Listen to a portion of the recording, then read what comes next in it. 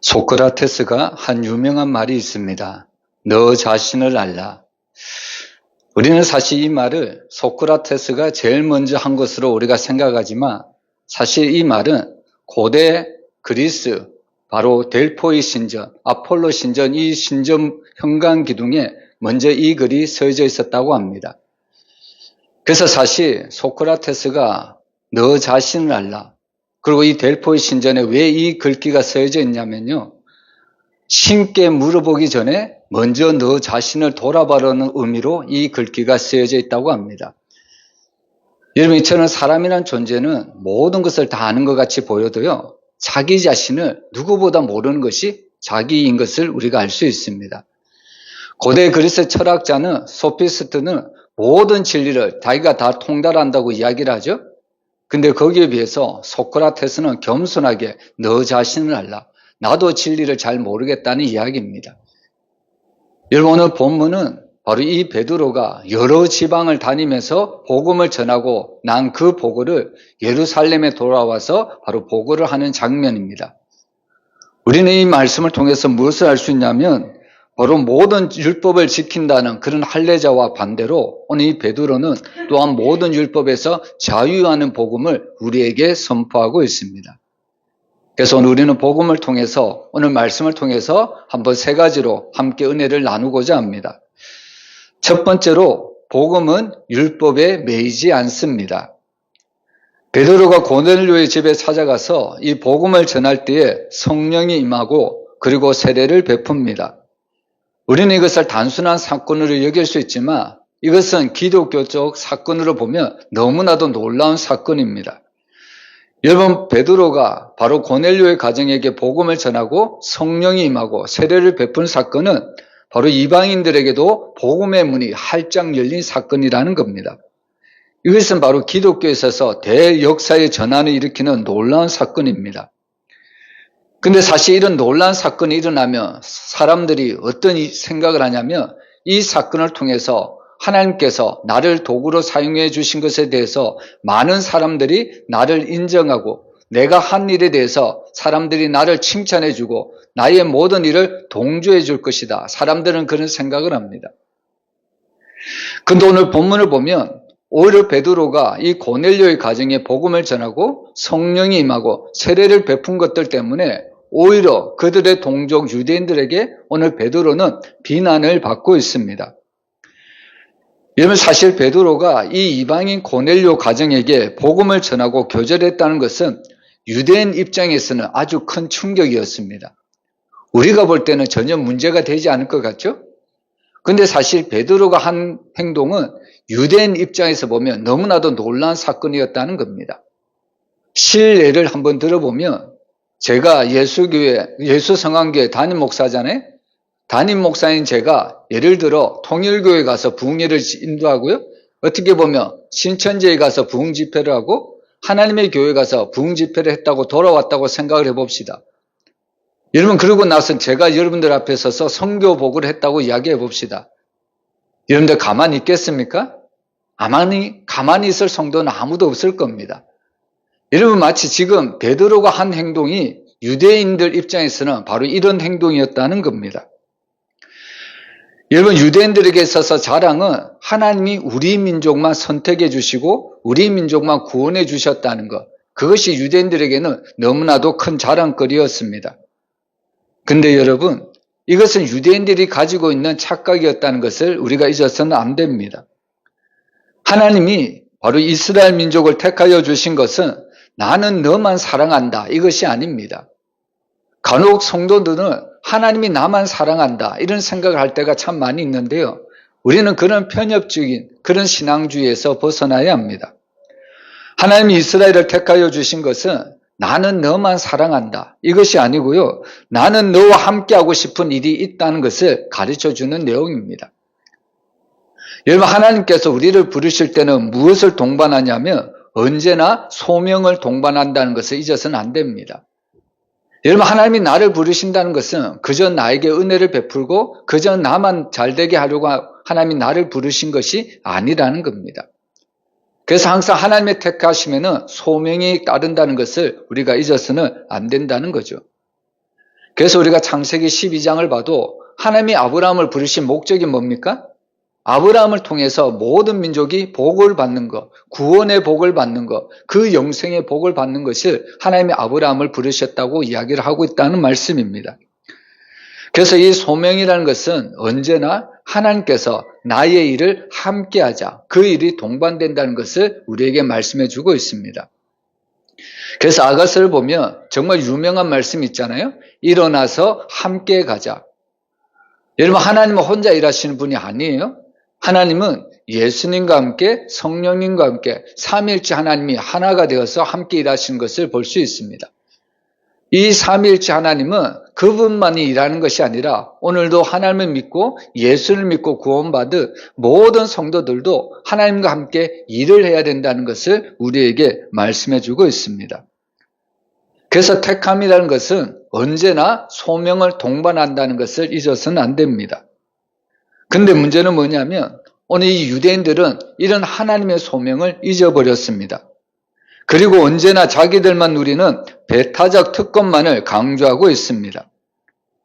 여러분, 이런 배타적 특권만을 강조할 때 무엇으로 나타나냐면 항상 이런 배타적 특권은 권력으로 나타나는 것을 볼 수 있습니다. 여러분, 이것이 바로 세상에서 말하는 특권층, 기득권층, 바로 우리가 이런 이야기를 하고 있다는 겁니다. 여러분, 결국에 이런 배타적 장벽이 권력으로 나타나고요. 결국에 그 권력은 자기를 가두는 장벽이 되는 것을 볼 수 있습니다. 그래서 여기 보면 오늘 베드로의 그 선교 복을 듣는 많은 형제들이 어떤 말을 하냐면 내가 왜 무할례의 집에 들어가서 교제를 했느냐, 식사 교제를 했느냐, 바로 이런 이야기를 했다는 겁니다. 여러분, 이 이야기를 하는 가장 중심적인 이야기가 뭘까요? 내가 왜 이방인의 집에 들어갔느냐? 겉으로 보면 그런 내용이죠. 근데 사실 오늘 이 유대인들이 하는 질문 속에는 무엇이 담겨 있냐면 자기만 누려야 되는 특권이 사라졌다고 생각을 하고 있다는 겁니다. 자기만 누려야 되는 특권을 오늘 이 베드로가 이방인들에게도 나누어 주었다고 생각을 하기 때문에 이 일로 터집을 잡고 베드로가 한 행동에 대해서 바로 흠을 내고 있는 것을 우리가 알 수가 있는 겁니다. 여러분, 사실 초대교회 안에 가장 크게 부딪힌 문제가 뭐냐면 율법과 복음의 관계였습니다.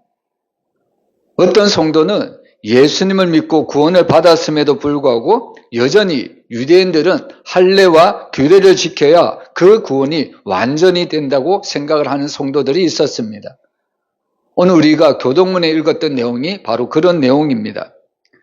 그래서 오늘 2절에 보면 할례자들이 베드로를 비난했다고 이야기를 하죠. 여러분, 무엇 때문에 과연 할례자들이 베드로를 비난합니까?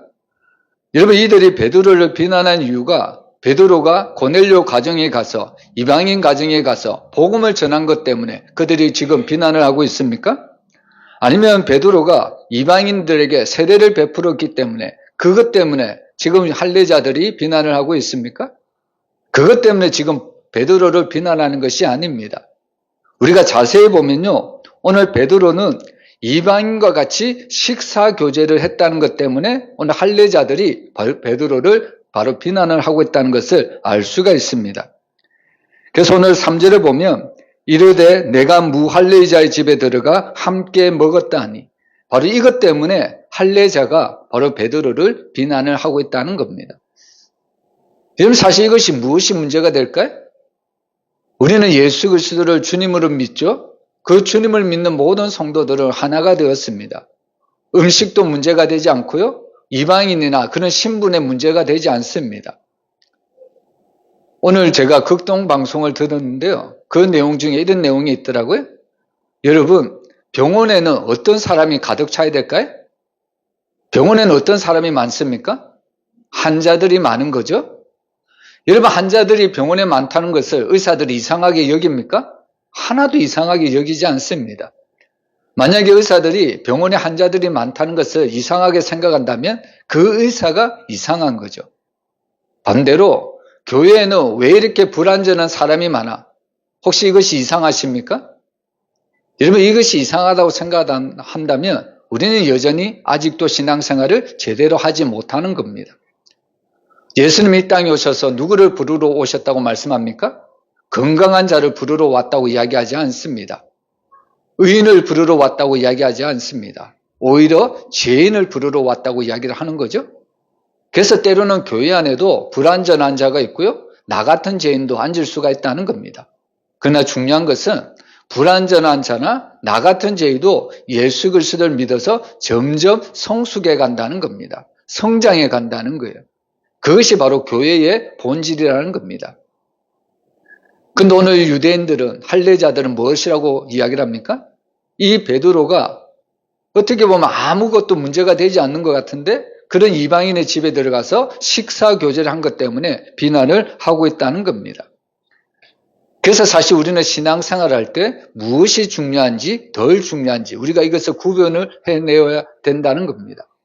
어떤 성도는 형식만 붙잡고 신앙생활을 하는 사람들이 있습니다. 그런데 여러분, 물론 형식도 중요하지만 형식은 무엇을 담고 있을까요? 형식보다 무엇이 더 중요하나요?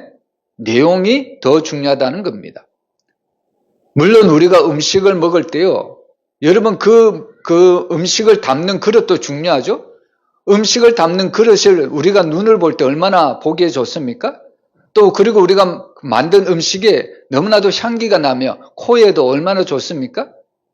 그런데 아무리 우리가 보기에 좋고 또 향기가 우리 코에 좋다고 할지라도 실제로 맛이 없다면 여러분 두 번 다시 그 음식을 먹겠습니까? 여러분 정작 우리는 보기에는 별로 좋지 않고 향기가 별로 내지 않는다고 할지라도 음식이 맛이 좋기만 하면 우리는 그 음식을 즐겨 먹을 수도 있다는 겁니다. 근데 가끔씩 신앙인들 보면요, 이런 복음의 본질을 보지 못하고 신앙의 껍데기만 가지고 사람들을 판단하고 기준으로 삼는 사람들이 너무나도 많습니다. 오늘 이 할례자들이 그렇다는 겁니다. 그래서 어떻게 보면 이 할례자들은 할례를 받아야만 진짜 구원을 받은 것이라고 주장을 하는 거죠. 근데 거기에 비해서 오늘 베드로는 할례가 문제가 아니라 온전히 복음을 통해서 온전히 예수 그리스도를 믿는 모든 성도들은 하나가 되었다는 것을 우리에게 가르쳐주고 있습니다. 이처럼 복음이라는 것은 결코 율법에 얽매이지 않는다고 우리에게 가르쳐주는 거죠.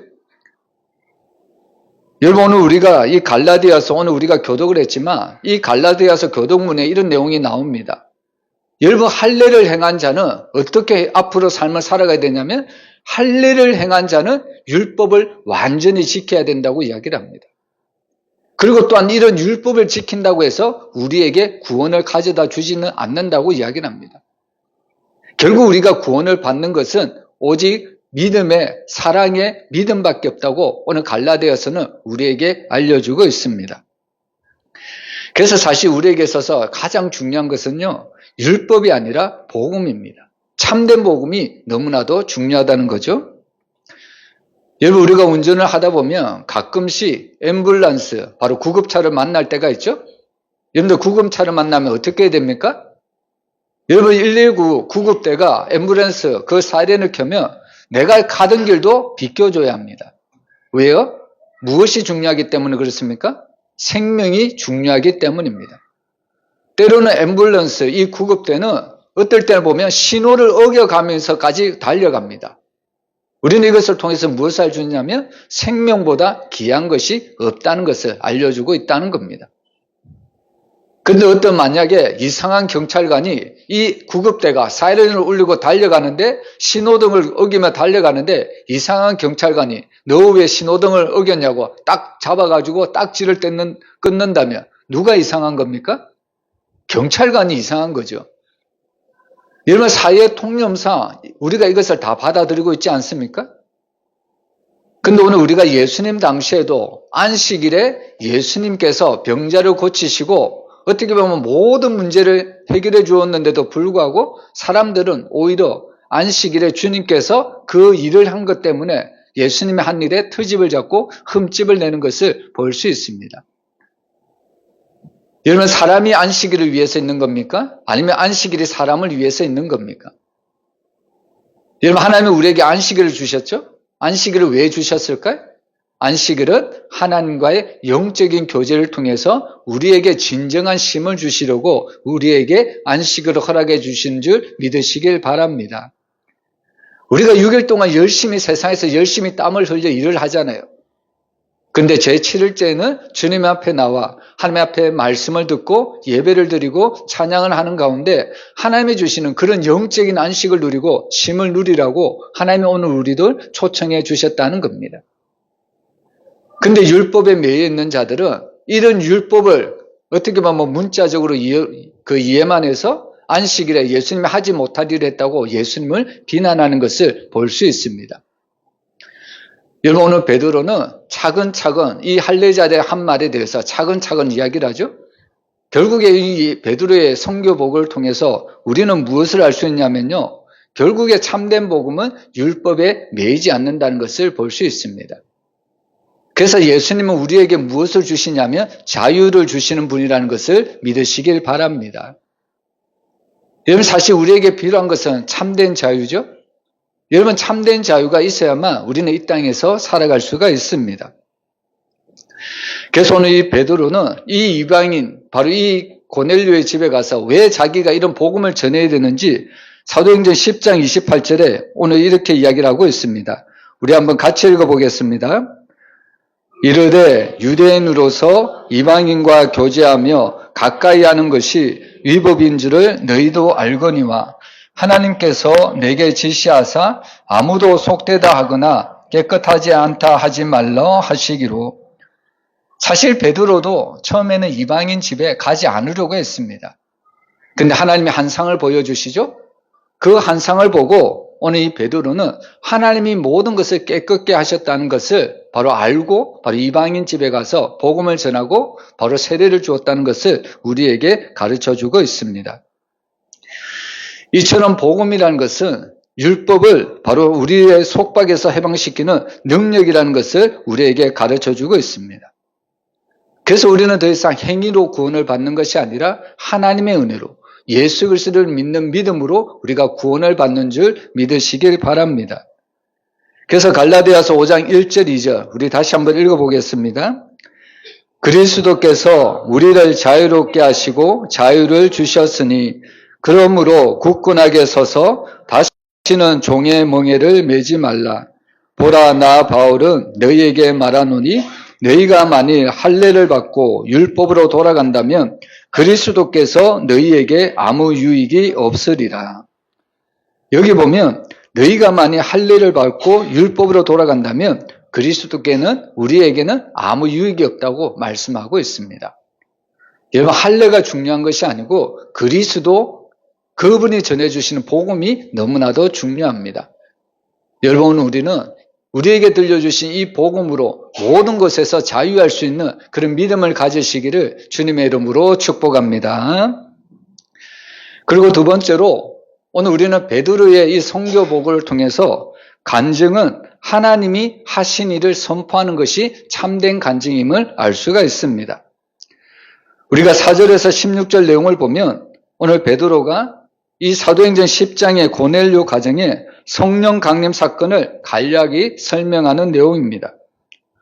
사실 초대교회는 유대인이 베드로가 이방인 집에 들어가 식사 교제를 한 것 때문에 문제가 생겼고 또한 이방인들에게도 성령이 임했다는 그것 때문에 너무나 큰 논란에 휩싸였던 것을 우리가 볼 수가 있습니다.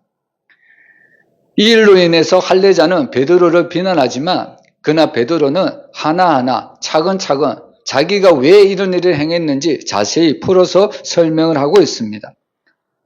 오늘 이 베드로의 설교를 들어보면요, 그는 자기의 죄나 공로를 말하지 않고 하나님께서 하신 일을 온전히 선포했던 것을 우리가 볼 수가 있습니다.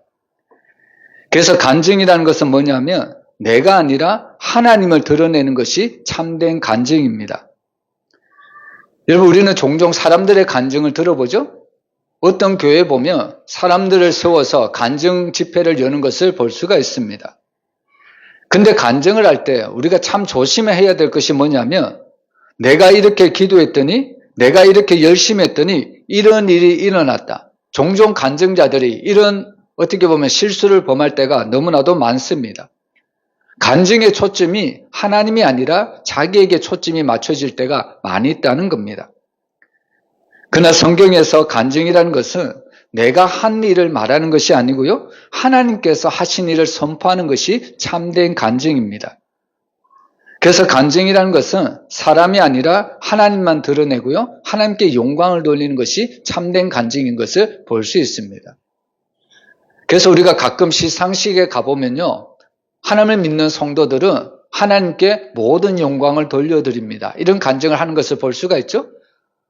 물론 자기의 열심으로 자기가 잘해서 그런 상을 받기도 하겠지만 그러나 그 내면에는 그 모든 일은 결국 하나님이 하셨다는 것을 하나님께 영광을 돌려드립니다. 이 표현으로 하는 겁니다. 여러분 우리의 간증이 정말 그런 간증이 되어야 된다는 겁니다. 오늘 이 베드로는 바로 자신의 간증을 통해서 내가 이렇게 했다고 말하지 않고요. 오직 하나님께서 이렇게 행하셨다 이런 고백을 하고 있습니다. 바로 이런 일을 행한 주체는 사람이 아니라 하나님이라고 베드로는 고백을 하고 있습니다. 그래서 사실 간증의 본질은 나의 간증이 아니라 하나님의 이야기가 되어야 합니다. 하나님의 스토리 안에서 하나님이 나를 어떻게 사용해 주셨는가, 나는 그 안에 도구가 될 뿐이라는 겁니다. 근데 가끔 사람들은 그 하나님의 스토리 안에서 자기가 마치 주인공이 된 것처럼 자신의 이야기를 할 때가 너무 많다는 거죠.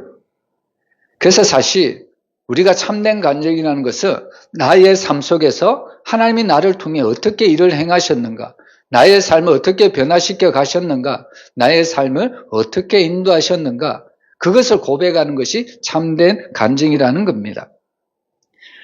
그래서 사실 참된 간증을 듣는 수많은 사람들이 있겠죠? 그래서 참된 간증을 듣는 수많은 성도들, 수많은 사람들은 결국에 그 간증을 통해서 무엇을 알 수 있냐면 하나님은 진짜로 살아계시는구나. 하나님이 살아계심을 느낄 수가 있다는 겁니다. 근데 반대로 자기가 높아지고 자기만을 위한 간증이 되면요. 하나님이 살아계신 것이 증거되는 것이 아니라 오히려 자기만 살아있는 것이 증거될 때가 많이 있습니다. 그래서 간증에 보면요. 간증의 열매는 나만 은혜를 받는 것이 아니라 오히려 그 간증을 듣는 수많은 사람들도 하나님이 살아계시다는 것을 느낄 수가 있다는 이야기입니다. 그래서 오늘 베드로는 오늘 15절에 보면 내가 말을 시작할 때에 성령이 그들에게 임하시기를 처음 우리에게 하신 것과 같이 한다고 이야기를 하고 있습니다. 여러분 오늘 베드로는 이방인들에게 복음을 전했죠. 근데 복음을 전했더니 놀랍게도 성령이 임했습니다. 그리고 그 성령이 임한 결과 베드로는 무엇을 생각했냐면 처음 우리에게 하신 것과 같이 하는지라 이 말씀이 기억이 났다는 겁니다. 여러분 베드로가 지금 처음 우리에게 하신 것과 같이 하는지라 무슨 의미로 지금 이 이야기를 하고 있을까요? 여러분 우리가 사도행전이 정말 길죠? 사도행전이 길지만 사실 사도행전에는 큰 물줄기 세 가지가 있습니다. 우리가 이 물줄기 세 가지만 딱 붙잡으면 사도행전은 우리가 다 이해할 수가 있습니다. 첫 번째 물줄기는 뭐냐면 마가의 다락방에서 합심하여 기도했더니 오순절날 강력한 성령이 임했던 그 물줄기를 소개를 하고 있습니다. 두 번째 물줄기는 사울이 회심하여 이방인의 사도가 된 사건입니다. 그리고 세 번째 물줄기는 이방인 고넬료 가정이 복음을 듣고 성령을 받은 사건입니다. 이것이 바로 사도행전을 이해하는 세 가지 큰 물줄기라는 거예요. 그래서 오늘 이 베드로가 이방인 가정에게 복음을 전하고 바로 성령이 임했다는 것은 바로 처음 물줄기인 바로 마가의 다락방에서 합심하여 기도했더니 오순절날 강력한 성령이 임했듯이 이방인 가정에게도 복음을 전했더니 성령이 우리에게도 동일하게 이방인 가정에게도 동일하게 임했다는 것을 우리에게 말씀하는 내용입니다. 여러분 결국 성령의 오심은 베드로가 주체가 아니고요. 하나님이 하셨다는 것을 우리에게 증거해 주고 있습니다. 여러분 하나님은 뜬금없이 이방인 가정에게 복음을 전하고 성령을 내려주신 것이 아닙니다. 베드로의 이 고백을 빌려보자면 마가의 다락방에서 합심하여 기도했더니 성령이 임했던 것처럼 동일하게 이방인 가정에게도 복음을 전했더니 하나님이 약속하신 성령을 그들에게도 동일하게 보내주셨다는 것을 우리에게 증거해 주는 내용입니다. 그래서 사실 이 간증을 통해서 우리가 무엇을 알 수 있냐면요. 간증을 통해 우리는 하나님의 역사를 알 수가 있습니다.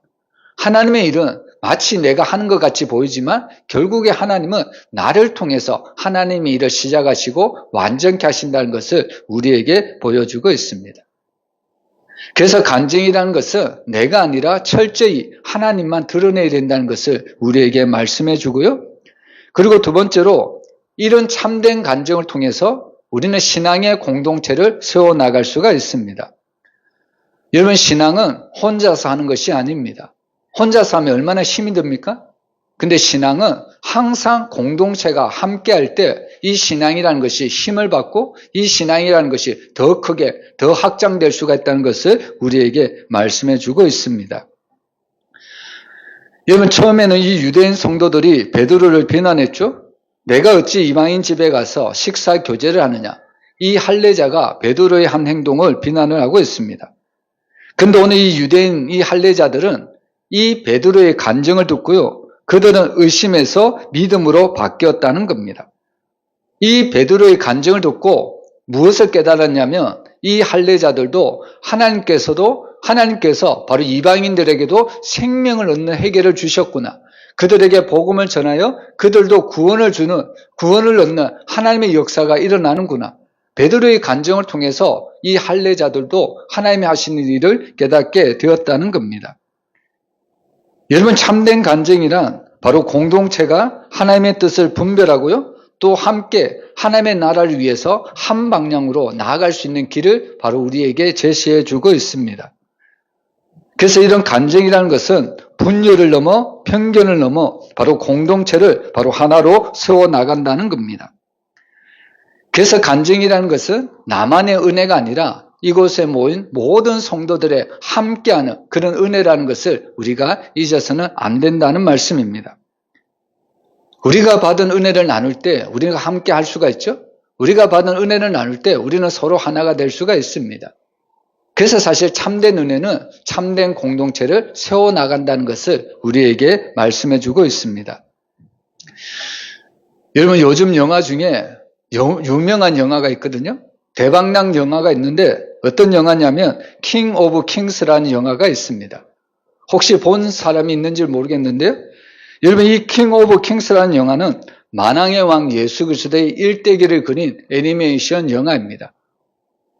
근데 미국에서 먼저 상영이 되었는데 미국 감독이 만드는 줄 알았는데 한국 감독이 만들었더라고요.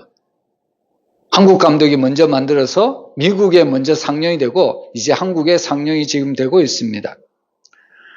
여러분, 이 영화를 보면 주인공 아이가 십자가를 지고 가시는 예수님의 길을 따라가는 장면이 나옵니다. 근데 그 예수님이 십자가를 지고 가실 때 쓰러지죠?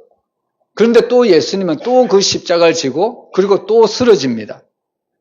여러분, 그런 모습을 보고 월터라는 이 주인공 아이가 그릇에 물을 담아가지고 예수님께 주려고 가져갑니다. 그런데 이 월터라는 주인공 아이가 그릇에 물을 담아가지고 예수님께 물을 주려고 가는데 그만 돌부리에 걸려서 넘어지고 맙니다. 여러분, 돌부리에 넘어지면 그릇 안에 있는 물이 어떻게 될까요? 다 쏟아지고 만다는 겁니다. 여러분, 이 장면을 보고 시사회에서 어떤 목사님이 이 영화를 만든 감독님에게 인터뷰를 하면서 왜 이런 장면을 삽입했느냐, 이 감독에게 질문을 했습니다. 그때 이 감독이 말하기를 마지막 십자가 구원의 길의 완성에는 어린아이의 물 한 그릇도 도움이 되지 않습니다. 오직 주님의 고난과 피 흘린 십자가의 보혈의 공로만이 구원이 완성됩니다. 이런 의미를 담아서 바로 이 그림을 바로 삽입을 했다고 이야기를 했습니다. 여러분, 이 감독의 이야기들은 질문한 그 목사님이 너무나도 깜짝 놀랐습니다. 아니, 어떻게 이런 신학적인 생각까지 하면서 이런 그림까지, 이런 장면까지 삽입을 하셨습니까? 그랬더니 감독이 이 목사님을 빙그레 쳐다보면서 이런 이야기를 합니다. 설교 시간에 다 들은 건데요. 여러분, 무슨 이야기냐면 이 감독에게 질문을 한 목사님이 이 감독님의 담임 목사님이었습니다. 이 담임 목사님이 설교 시간 때마다 이 예수님의 이야기를 들려주었다는 거예요. 그리고 이 이야기를 들은 감독님은 이 목사님의 설교를 그냥 외면하지 않고 흘려보지 않고 그의 내면 속에 깊이 간직해 두었다가 이 영화를 만들 때 그대로 표현해 내었다는 이야기입니다. 여러분, 이것은 무엇을 얘기할까요? 여러분, 공동체라는 것은 어떻게 보면 목회자는 하나님의 말씀을 전하죠. 그리고 그 말씀을 듣는 모든 성도들은 그 말씀을 우리 속에 내면 속에 담아두고 또 그 말씀을 6일 동안 세상에 나가 살 때 그 말씀을 가지고 세상에서 살아내야 된다는 이야기입니다. 여러분, 이것이 바로 참된 공동체를 세우는 하나님의 은혜의 비결이라는 겁니다. 여러분, 신앙의 공동체는 혼자서 살아갈 수가 없습니다. 신앙의 공동체는 혼자서 세울 수도 없다는 거예요. 그래서 잠언서도 이야기하잖아요. 한 겹, 두 겹은 쉽게 끊어질 수 있지만 세 겹줄은 쉽게 끊어지지 아니한다고 이야기를 합니다. 그래서 우리 성도들이 하나하나가 정말로 귀한, 어떻게 보면 하나님의 주 그런 밧줄이 되어서 어떤 성도가 넘어지려고 하면 내가 그 영혼을 건져내는 귀한 영혼의 밧줄이 되어야 된다는 겁니다. 나 혼자서 힘이 안 되면 또 다른 옆에 사람이 그 밧줄을 던져서 그 힘들고 어려운 성도들의 힘을, 어려움을 같이 견뎌내고 같이 이겨나가야 된다는 겁니다. 그래서 신앙이라는 것은, 간증이라는 것은 바로 하나님의 일을 드러내고요. 그리고 이런 간증을 통해서 하나님은 우리 신앙의 공동체를 온전히 세워간다는 것을 우리에게 말씀해 주고 있습니다. 그래서 간증이라는 것은 너무나도 하나님이 우리에게 주신 은혜라는 것을 우리가 잘 알 수가 있는 거죠.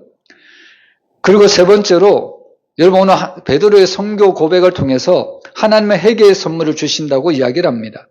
우리 17절, 18절 우리 한번 같이 읽어보겠습니다. 그런즉 하나님이 우리가 주 예수 그리스도를 믿을 때에 주신 것과 같은 선물을 그들에게도 주셨으니 내가 누구이기에 하나님을 능히 맡겠느냐 하더라. 18절 있습니다. 그들이 하나님께 영광을 돌려드리되 그러면 하나님께서 이방인에게도 생명없는 회개를 주셨도다. 아멘. 여기 보면 하나님께서 이방인들에게도 선물을 주셨다고 말씀합니다. 어떤 선물을 이야기하실까요? 바로 이방인들에게도 생명 얻는 회개, 바로 그 선물을 주셨다고 말씀합니다. 할례자들은 왜 베드로에게 내가 왜 할례받지 못한 그 집에 들어가서 바로 식사교제를 했느냐 그렇게 외치지만 그건 오늘 베드로는 뭐라고 이야기하냐면요, 내가 누구이기에 하나님을 능히 맡겠느냐라고 말씀합니다. 여러분, 하나님이 하신 일을 우리가 어떻게 감히 막을 수 있겠습니까? 하나님이 하시겠다는데 사람이 막는 것만큼 어떻게 보면 어리석은 일도 없는 거죠. 그래서 오늘 이 베드로는 바로 하나님께서 하신 일이 뭐냐면 이방인들에게도 생명 얻는 회개를 주셨다고 말씀을 하고 있다는 겁니다. 여러분, 우리가 구원을 어떻게 해서 받을까요? 여러분, 우리가 구원의 단계가 있지만 구원을 받기 위해서는 바로 회개라는 단계가 필요하다는 것을 우리에게 말씀해 주고 있습니다. 여러분, 우리가 회개하기만 하면 하나님이 우리의 모든 죄를 사하여 주시고 모든 죄를 용서해 주신다고 말씀을 하고 있습니다. 근데 자칫하면 이 말에 우리가 신앙의 이 회개라는 단어의 함정에 빠질 수도 있습니다. 무슨 말이냐면 이 예수님 당시에 이 바리새인들과 같은 이런 율법주의자들은 어떻게 보면 나는 회개했다, 그러므로 나는 구원받았다, 이렇게 외칠 수 있다는 겁니다. 삶은 전혀 변화되지 않고 그냥 문자적으로 그냥 말로서만 바로 나는 해결했다, 이렇게 외치는 자들이 있다는 겁니다. 여러분, 회개는 뭘까요? 여러분, 회개는 하나님께로 다시 돌아가는 것이 참된 회개입니다. 나의 모든 잘못된 생활, 옛 생활을 다 청산하고요, 다시 거룩한 하나님께로 나아가는 것이 참된 회개라는 겁니다. 그러면 참된 회개의 특징이 뭘까요? 참된 회개의 특징은 내가 참되게 하나님께로 돌아가는 것도 참된 회개지만 더 중요한 것은 내가 정말로 진실한 회개를 했는지 안 했는지는 하나님이 나의 참된 회개를 듣고 하나님도 다시 나에게로 오느냐 안 오느냐에 따라서 내가 참된 회개를 했느냐 안 했느냐, 우리가 그것을 알 수가 있는 겁니다. 여러분, 회개는 내 만족으로 하는 것이 아닙니다. 이 땅을 살아가는 많은 사람들이 어떻게 보면 죄의 두려움 가운데 살아가는 사람들이 많이 있죠. 그래서 그 죄를 어떻게 보면 씻어보고자, 벗어보고자, 기독교에서 회개하기만 하면 하나님이 용서해 주신다더라. 그래서 어떻게 보면 말로서만 해결하고 마음의 평안을 얻으려고 어떻게 보면 가짜 해결을 하는 사람들이 너무나도 많다는 겁니다. 근데 진짜 회개의 특징은 뭐냐면 진짜 내가 진실로 하나님 앞에 회개하고 하나님께 돌아가면요. 그 회개의 역사의 열매로 하나님 또한 우리에게로 다시 찾아온다는 겁니다. 끊어졌던 그 관계를, 끊어졌던 단절된 관계를 하나님께서 회개를 통하여 다시 회복시켜 주신다는 것을 우리에게 말씀해 주는 겁니다. 그래서 회개가 왜 필요하느냐? 오늘 베드로의 선교의 고백처럼 바로 생명 얻는 회개, 우리가 구원받기 위해서는 바로 이 회개가 필요하다는 겁니다. 이 회개를 통해서만 하나님이 우리의 모든 죄를 용서해 주신다는 겁니다. 이 모든 죄를 예수님께서 바로 십자가에서 다 대속해 주셨다는 것을 우리에게 가르쳐 주고 있다는 겁니다.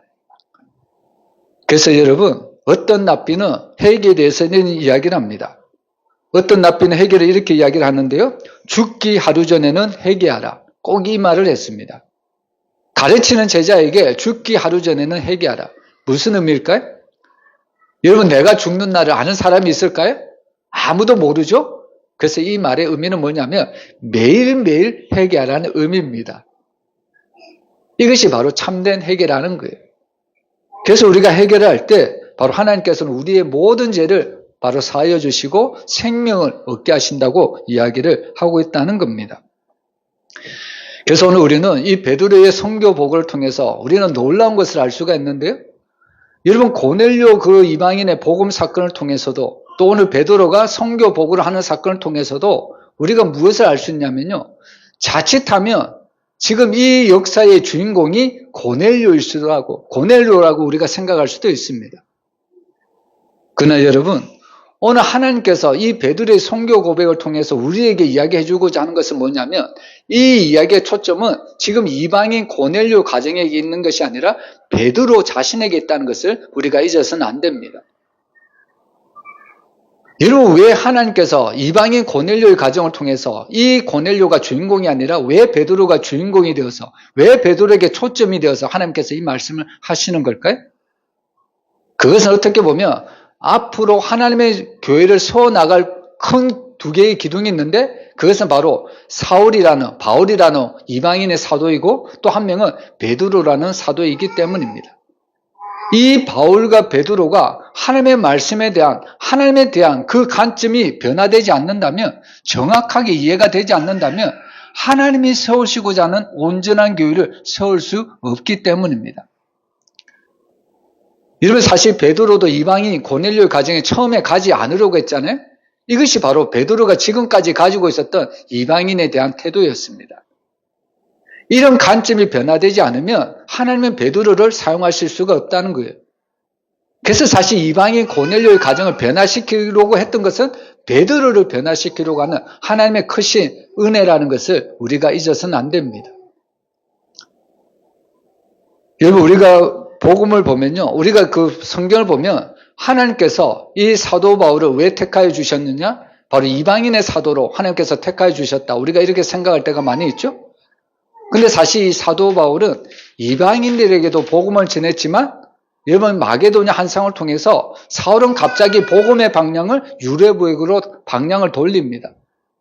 그래서 사실 지금 아시아보다 바로 유럽이 복음을 더 많이 받아들여서 더 빨리 일찍 받아들여서 아시아보다 지금 유럽이 훨씬 더 복음이 되고 그리고 더 유명화가 되고 우리가 그 사건을 잘 알고 있지 않습니까? 쉽게 생각하면 바울이라는 사람은 아시아에만 어떻게 보면 소아시아에만 복음을 전할 것 같이 보였는데 하나님은 이방인의 사도일 뿐만 아니라 유럽에 가서도 이 사도 바울을 복음을 전하는 사도로 삼아주셨다는 겁니다. 그러면 또한 우리는 베드로에 대해서 어떤 인식을 가지고 있습니까? 우리는 흔히 베드로에 대해서 베드로는 예루살렘 정통 유대인들에게만 복음을 전하는 사도로 삼으셨구나. 우리는 이런 생각을 할 때가 많이 있습니다. 근데 그런 편견을 깨는 장면이 바로 오늘 베드로를 통해서 이방인 고넬료의 가정에게 복음을 전하는 사건입니다.